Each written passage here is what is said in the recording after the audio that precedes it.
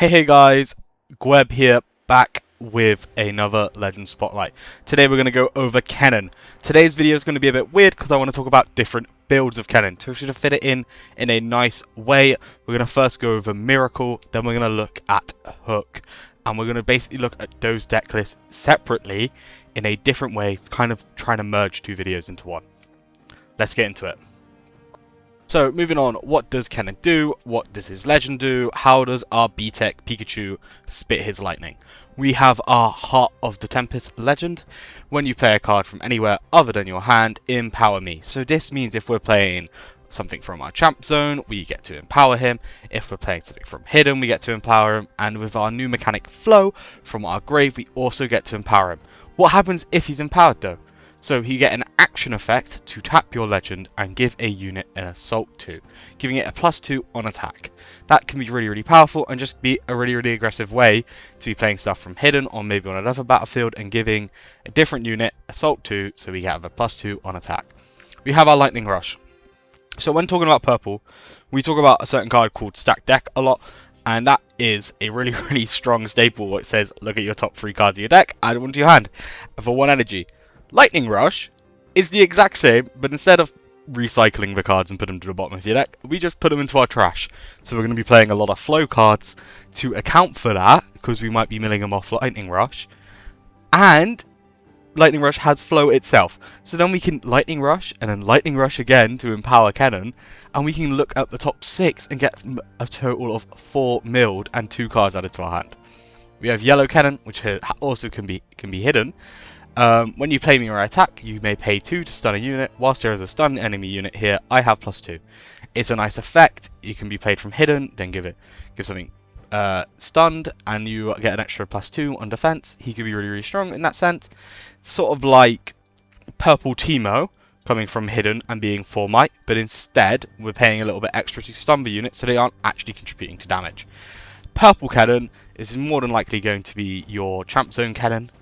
When you play me, burn 2. So burn is another mechanic where we're just going to take the top 2 cards of our deck and we're going to put them into the trash. When I conquer, give a spell in your trash flow equal to its cost this turn. So what this means is if I had Starcrossed in my grave and I then conquered with this Kennen, I'm able to give Starcross flow and then repeat it by paying the same cost for Starcrossed. So I want to then go into looking into deck lists such as Miracle, and then we're going to look at Hook. So Miracle's our first up. Let's get into it.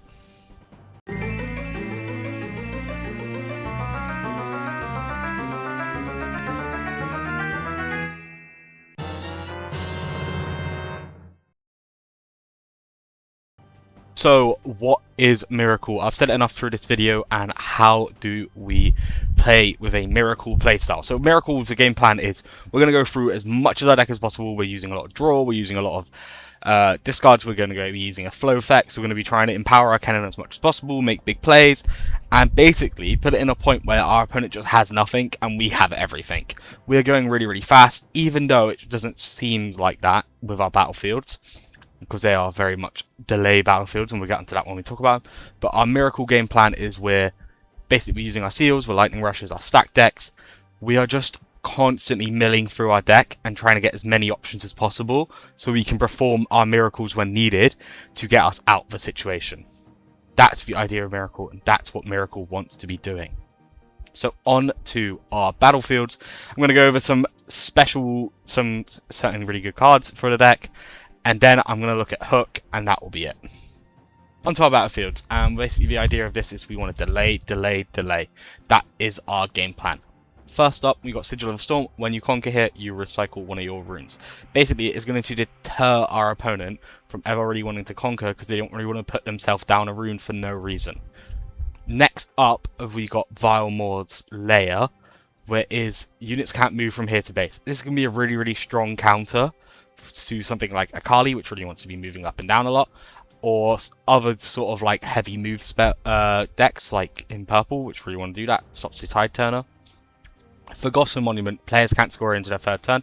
Once again, it's just delaying. We're just trying to make them not have as many points, so when we get to our point where we have literally every option in the game because we've just miracled our deck out, they can't do anything because they just can't end the game. We've got so many options and we can stop them at every sort of twist and turn, and that is the game plan of Miracle Kennen. We delay, and then we just take over the whole game. And we're just controlling from that point. Those are our battlefields. On to just some good cards to look at, and then looking at Hook. What makes Miracle Kennen so good are we get to play all these cards on screen. We also get the option of additional yellow cards like Culver Week, which says kill one of your units you control and another unit. Salvage, which is kill a gear and draw one. You have all the options of yellow, which have a bunch of really good kill spells. And then you have all the options of purple, which have a bunch of really good bounce spells. And then you have Stack Deck, and then you have Stack Deck 2, which is Lightning Rush, signature spell. So Miracle Kennen is positioned so well.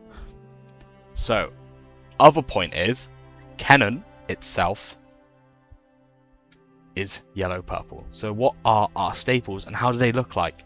We got our Ruination. It kills all units on field. We are just going to be our end piece when something looks like we can't win from this situation. Maybe we're against Aurora, they've got 2 Elder Dragons down and we're just like, well, we're not swinging over them. We just Ruination, wipe the board. Starcross, we bounce a friendly unit we control and we bounce an enemy unit. This really well coincides with our next card, Fizz. When you play me, you may pay a spell from your trash with energy cost less than 3, ignoring the energy cost, and recycle that spell after you play it. So what we can do with Fizz is we can play Fizz, we can then recycle like a Stack Deck or a Starcross as well, and replay it, and then bounce our own Fizz up to our own hand, and then bounce something they control, and then repeat that system over and over again as much as we like with Fizz, as long as we can pay the costs. Stack Deck, we've talked about it a lot. Look at the top 3 cards of your main deck, put one in your hand, recycle the rest. So recycle means put them to the bottom. Rasa, he is currently 10 energy and 1 power, but he becomes 1 less energy for each card in your trash. You will go through your deck very fast in Miracle, so he could become just a power, 1 power for a 6 might unit, and that is incredibly strong. And Rasa is just an absolute wall in Miracle and a great endgame unit. Now let's look, how does Hook function with Kennen? Because I think it's really unique being our first yellow purple.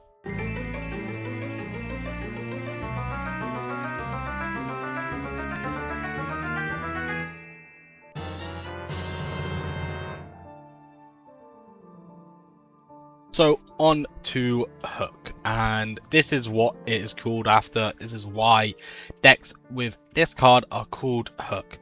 Every single part of their strategy is based off this gear called Baited Hook. The idea of Baited Hook, and to read through what it's going to do, is 1 energy and a yellow rune, so 1 yellow power. Tap, kill a friendly unit, look at the top 5 cards of your main deck. You may play a unit from among them that has a might up to 1 more than the killed unit, ignoring its cost, then recycle the rest. So, what we are able to do with Baited Hook, and just to show how we do this, if we have a unit such as Yellow Galio, our 6 might unit, and we kill him with Baited Hook, we are able to look at the top 5 cards of our deck, and we are able to play any unit that is under 6 might, and any unit that is 7 might, exact. So 7 and under, we're able to play any unit in that might category for free, and just ignoring its cost. So basically what we're trying to do with Baited Hook is we go in, we gamble with our Baited Hook, and we just try and look and try and get as much value as possible by killing stuff, playing something for free that is a really high cost, and then just doing that over and over again and just getting more and more value. Where this comes in really impactful with purple is that we have 2 really good cards such as Nocturne and Soul Gorger that both have an additional effect when either they're revealed in Nocturne states, where we can just pay a power and we can play him from the Baited Hook, or Soul Gorger, who when on play gets to play something from trash, ignoring its cost. So we're able to turn 1 unit into 2 units with Soul Gorger, or we can turn 1 unit into 2 units if we reveal a Nocturne. And if we reveal a Nocturne and a Soul Gorger and we play the Gorger, revive something, and we can play the Nocturne, we get 3 units. Incredible value with a Baited Hook list in yellow-purple. So overall, here is a deck list for Kennen Hook, and how does it look with using our purple chosen champion. Here we have that burn effect, we still have to get things in our trash, we can be Soul Gorgered back, We have our hook to be killing stuff, revealing. We have very little spells because you want to be revealing units of our baited hook. We have stacked decks and lightning rushes as well to be replayed off our fizz. We have a lot of death knell effects, so they can be procced off the kills on baited hook. Now, next up, we're going to look at our battlefields for this and why are we using them. And then we're going to look at some good cards in these colours and why it's good in hook. Then I'm going to go on sideboard. Our battlefields in Kennen Hook is trying just to give us more advantage or go through more of our deck. So we have Candlelit Sanctum. When you conquer, here look at the top 2 cards of your deck. You may recycle one or both of them, so that allows us to give another chance to hit a Nocturne because we're looking at the top cards of our deck. We can then also stack our deck in a certain way, so we could be like, oh well, we really don't want to see that unit or that unit, and we can put them to the bottom when we get our conquer off. We then have Zorn Warrens. When I conquer, discard one, draw one. We can get deads out of our hand to put them into grave, or high units into our grave so we can replay them with Soul Gorger. When you conquer here, you may pay 1 to play a gold token exhausted. Well, our hook does require power, so gold is really nice just for that. Now onto some really strong units or strong spells that we can be playing in hook. Next up, I'd like to talk about strong units and strong spells for hook, and the best of them really comes down to high might units or really good death knell effects. So talking about high might units, we've got Galio on our left. He is 3 energy and 1 power. He has a base might of 6. So when we are killing for hook, we are able to look up to 7, and we can get out really high energy costs for 7 for such a cheap unit. That's why Galio is so impactful for hook lists. Heedless Resurrection allows us to kill one of our own units and then play a unit from trash that didn't cost more than what we killed. This is a reaction speed to be able to play on-play effects at that reaction speed. It's very strong, and it's really nice to have for certain on-play effects such as Fizz. We could Heedless Resurrection in a Fizz and then play a Starcross from grave, or we could Heedless Resurrection in something like a Harnessed Dragon to kill something, or even a Vi just to stun something. And that's why Heedless Resurrection works so well. Rift Herald is able to, when moving, look at the top 3 cards of the deck and then draw any units that are revealed from it. Only 1, obviously. And then you can play one of those units from your hand, ignoring its energy cost on its death effect. Really nice for hook, because we're going to be killing our units for baited hook, so getting a plus off your Rift Herald is nice. So next up, we're going to look at the sideboard and then do our legend review. What's up in our sideboard, and definitely going to talk about in our sideboard, is something to deal with gear hate. Our sideboards went up as well through our new rules announcement. We are now up to 10 cards in our sideboard instead of 8, which allows us to have more options. So into Aurora, and it's definitely something we need an option for, we have Salvage. We can kill a gear and draw one. Or we have Ravenbloom Prefect, which says when I play a gear, when the opponent plays a gear, you may banish me to banish it. This allows for, if set up, Aurora can't be played because they don't want to banish their own Aurora and they have to deal with trying to out her. So she's a really strong counter to that deck. Next up, we're going to talk about some spells or some hand disruption we could be playing. So next in our sideboard, we're going to look at some hand disruption and some solid spells we could be playing. First up is Ash. For hand disruption, she's really strong. She says when you play me, choose an opponent. They reveal their hand, choose a card revealed this way, and banish it. When they hold, return it to their hand. So basically what we're going to do is we're going to look at their hand, remove anything that's going to stop our turn, and then we're going to try and stop them from holding so they never get that card back. And we've dealt with it and we have perfect hand knowledge. Culver Weak says each player kills one of their units. This means we're going to kill one of our small units to try and kill one of their big units as long as it's the only one left. And we can guarantee that by using things like Starcross or other kill things such as Hidden Blade to make sure they only have one unit left on the field so we can get rid of it with Cold Weak. We also don't have to pay deflect costs for Cold Weak. Hard Bargain is simply a counter spell which says counter a spell unless your controller pays an additional 2. We can repeat it, so we then force them to pay an additional 4. So we either go, well, end your turn with this one spell, or don't play it at all. Those are our spells. I just want to talk about 2 more units that definitely you could probably see play in your sideboard. Next up is some units that I think will definitely be played in our Vendetta format. Next up is Vex coming out in Unleash. Purple Vex is an incredibly strong unit that is even main decked. Currently not in the main decks of mine, but definitely could be played Miracle main deck or even Hook main deck if you don't mind just the 4 for 4.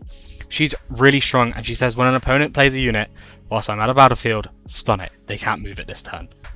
Basically, it stops all accelerate units and people going in very aggressive. She's such an anti-aggression card, and it's so powerful because of that.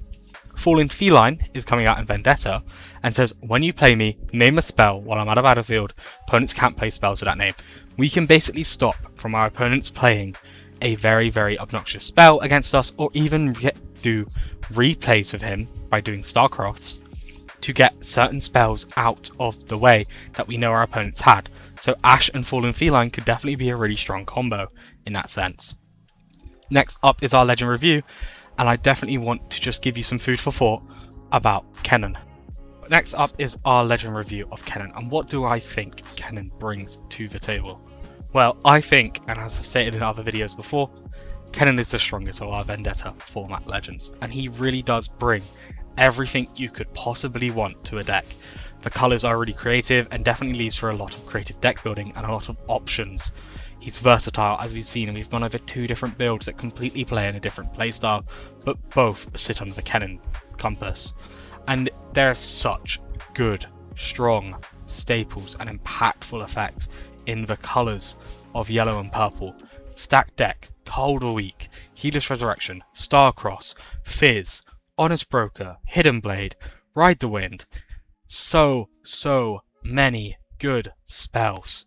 He's set up for a really strong position, and I definitely do see some Kennens even reaching top 8 at regionals. I hope best of luck to anyone who wants to be picking up Kennen, and really show me it. I want to see what best of Kennen looks like. Are we going Hook, Miracle? What route he goes? It's going to be really creative to see and really fun to see what people do and cook up with Kennen. Overall, I think he's definitely a 9 out of 10. Even with a little bit more, he might even be a 10 out of 10. I'm not going to lie. He's such a good Legend for the next format. Last up for every video, and it's just the same. See you later, lads. It's been great to see that my other videos have been doing well and really good for a beginning videos, and I'm really thankful for all the support and definitely any comments I'm really happy to be seeing. So can I just address it again? Can you like and subscribe? It just helps me to make more videos and definitely makes me feel like I'm going a right angle. If you have any feedback and opinions, just comment. I'm more than helpful and more than thankful for any sort of feedback to the video. Also, if you want any questions about the deck or want to see anything, just hit me a message in the comments or hit me up. Thankful overall, and just have a great day. See you later, guys.